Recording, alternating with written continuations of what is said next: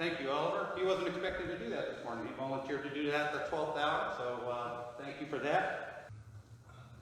All right. Today's scripture lesson is 2 Timothy chapter 4, verses 1 through 5. In the presence of God and of Christ Jesus, who is judge to the living and the dead, and in view of his appearing and his kingdom, I solemnly urge you, proclaim the message, be persistent, whether the time is favorable or unfavorable. Convince, rebuke, and encourage with the utmost patience in teaching. For the time is coming when people will not put up with sound doctrine, but having itching ears, they will accumulate for themselves teachers to suit their own desires, and will turn away from listening to the truth and wander away to myths. As for you, always be sober, endure suffering, do the work of an evangelist, carry out your ministry fully. This is the word of Paul to Timothy.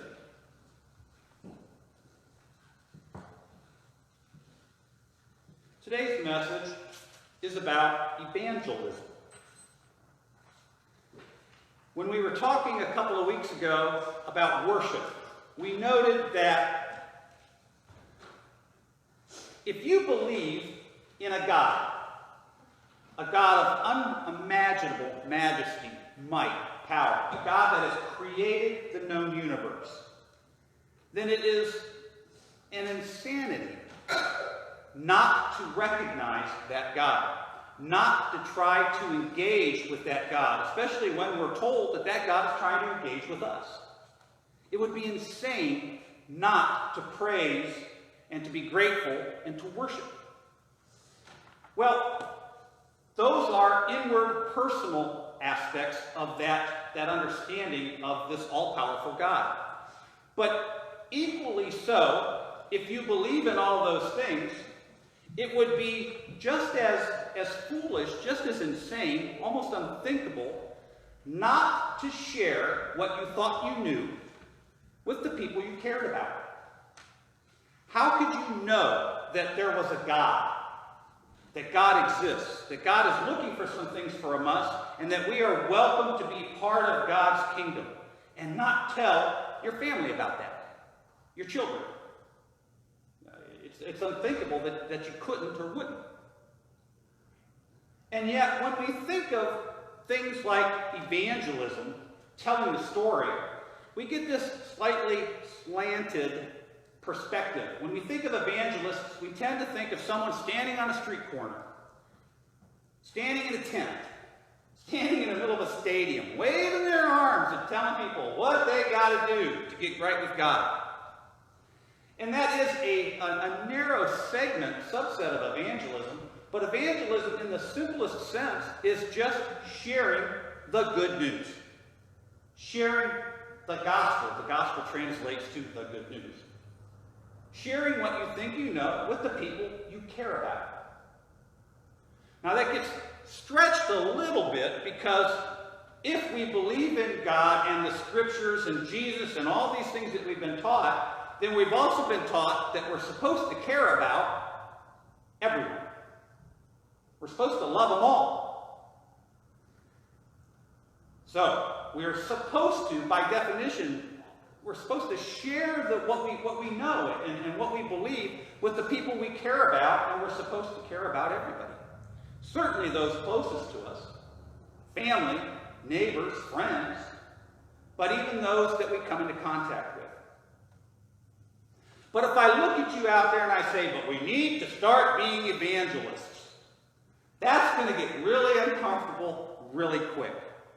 And there's 2, maybe 3 reasons for that.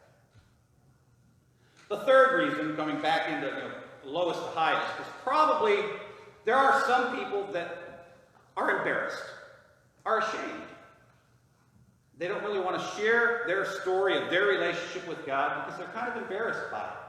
And that's a deeper, more fundamental concern. If anybody wouldn't want to share a story with their wife, their children, their husband, their family members because they're embarrassed about it, we probably should talk about that. And we can talk about that one-on-one, because if you're embarrassed to have God in your life, what makes you think God's not necessarily embarrassed to have you as part of his followers, her followers? So we won't worry about that one too much. I'm not really worried about the people in this room being embarrassed about their relationship with God. The second, and probably the far more likely issue, is just fear. I'm afraid to share that information. It makes me uncomfortable. That's totally fair. Straight up, just fair. We are all afraid of things that we don't understand, that we haven't done. Those kinds of things make us uncomfortable. But one of the things I've learned in my life is that fear has what I would call a half-life. The first time you look at something that you've never done, you don't understand, you have this much fear. But once you've done it, once you've tried it, you realize that, okay, that wasn't that bad, and your fear cuts to about half.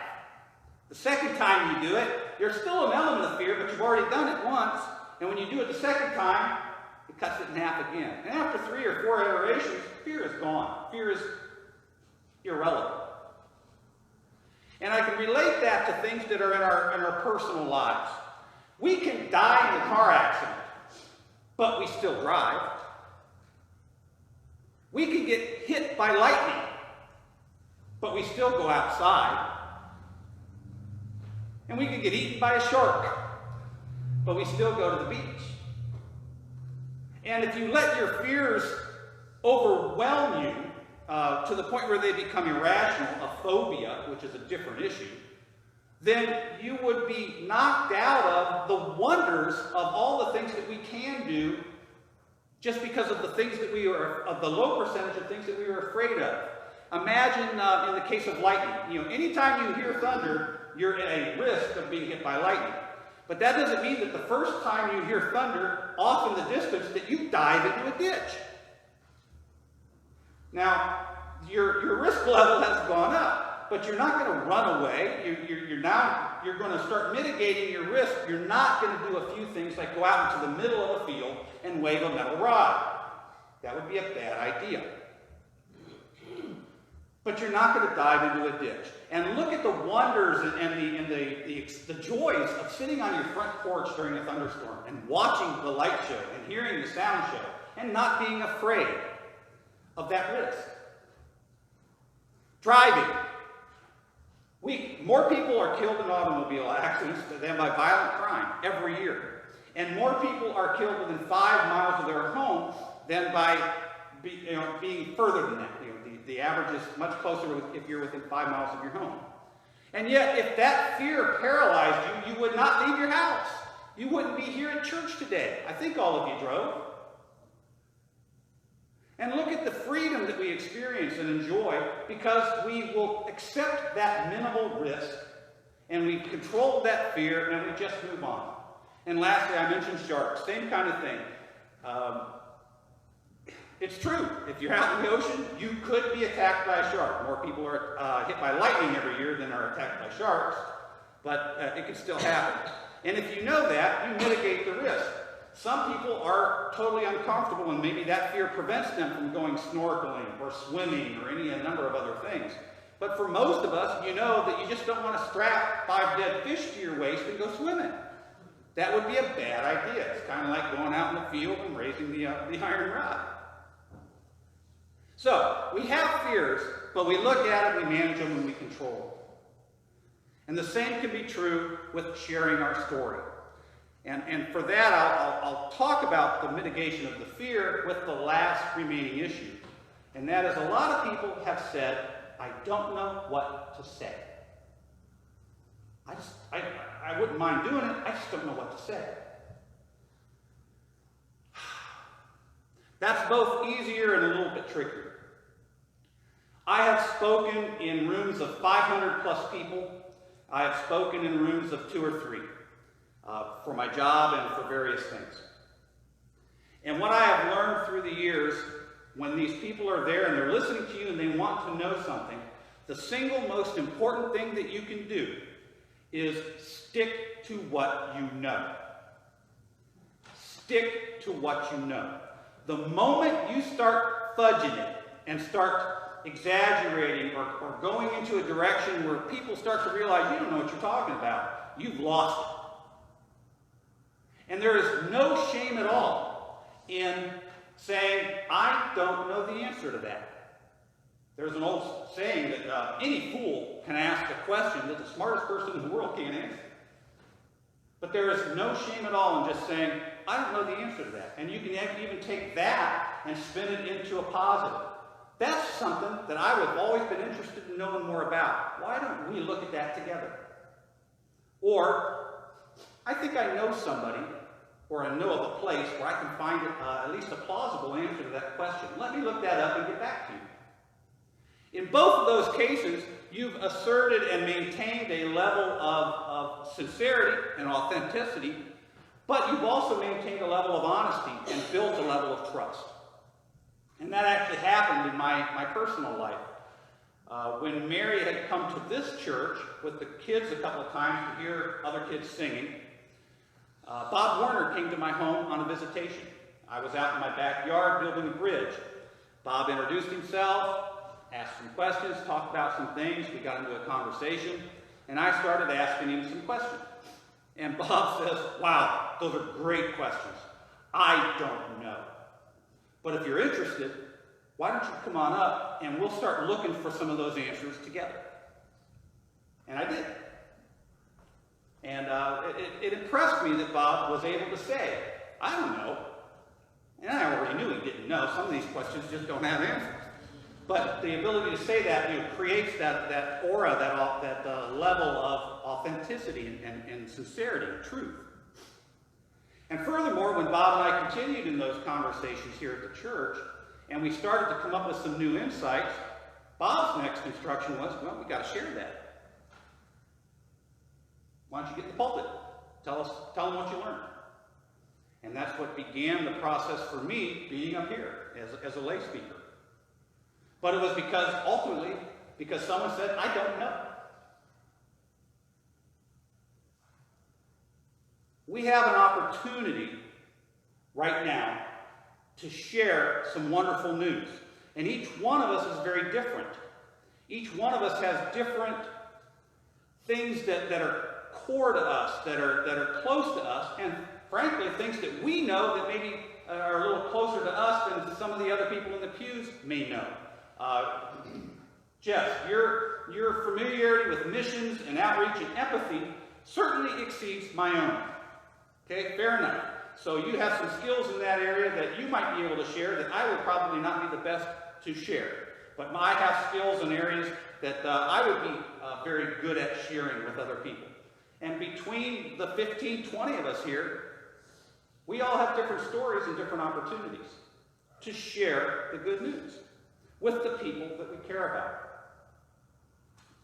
And we don't have to worry about whether or not it clicks, that we convert people. We're not trying to go out and convert people. What we're going to do is just plant seeds.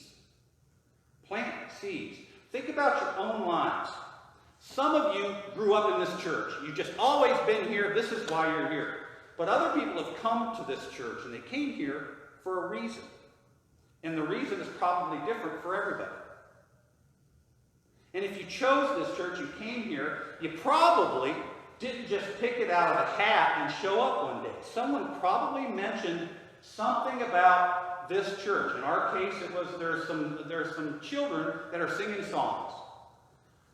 In another case, it might have been, well, my brother-in-law. But each one of us has a different reason. I think in Charles and Barb's case, they play music.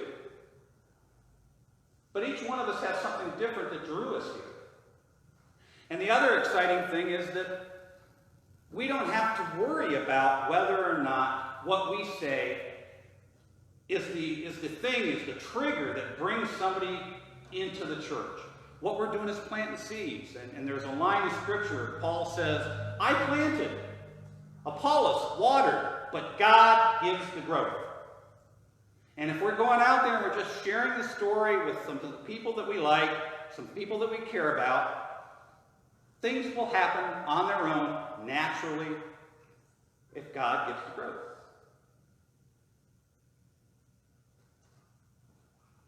So you don't have to worry about what to say. Just stick with what you know. And know that there are other people in the church that may be able to help you if you encounter a question that you don't know the answer to. I said a few weeks ago up here, this is an exciting time to be a member of the New Lebanon United Methodist Church. I meant it then, I mean it now. We are not the church that we were 6 months ago. We are not the church that we were 3 months ago. And it doesn't mean that we were bad people 6 months ago or 3 months ago. It just means that we're doing very different things as a church. Look at what's going on now. And think 6 months ago when we were wondering how we would try to go about the process of quote-unquote saving the church, or if it was even savable. And that we had these lists of things that we could do that might bring people into the church. And we talked about it ourselves, and we said, you know what? At this point, we're not even ready to start talking about bringing people to the church. We've got so many things that need addressing. We've got to get them taken care of first. But fast forward now to the end of September. Look at the stories we have to tell. We have a clothing closet where we are literally clothing the naked. We've been doing that for months. We're building blessing boxes. We've got ministry kits, and we're going out and we're trying to engage with the community. Not just the community that we know with things like the Fifth Quarter and the Ministerial Association and different things like that, but with people that we don't know with the ministry kits. By the way, just as an aside, I still have a few ministry kits in hand if we have families that haven't picked up any. We have youth that are active in the church. This wasn't in the plan, but from the very first week, we have had a young man or woman stand up and open our service with a line from Scripture. That's one of the things that I personally am most excited about with all of the changes in the last 3 months. And they are active in the service, they're engaged, and we just with the last church council meeting, we've made a decision that we are extending our youth programming hours. The youth are staying here until 11 o'clock in the morning now, so that they have more time together to do things on Sunday morning. So we have a place and things for our youth to do. We have a place and things for our adults to do. And we are active in ministry. I'll kind of tie this off with, I try to have conversations with each and every one of you over time. How are we doing? How's it going? What do you think? What's good? What's bad? And I was asking somebody last week that question. They thought about it for a moment, and they opened with, well, now we're doing stuff. And I was actually so excited, so buoyed to hear that was what they opened with. Now we're doing stuff. And we've gone a long way, and there's a long way for us to go, but the time has come for us to start feeling comfortable about who and what we are, and start sharing that good news, start sharing this message with other people. Choose the people you like, choose the people that you're close to. Get past that fear if fear is an issue or a barrier for you. And when you encounter people out in the community, there's a lot of people looking for churches. There's a lot of people that are not churched. Just plant seeds. Just talk a few things, say the things that you know, that you like, that you're excited about, and go on. Be an evangelist.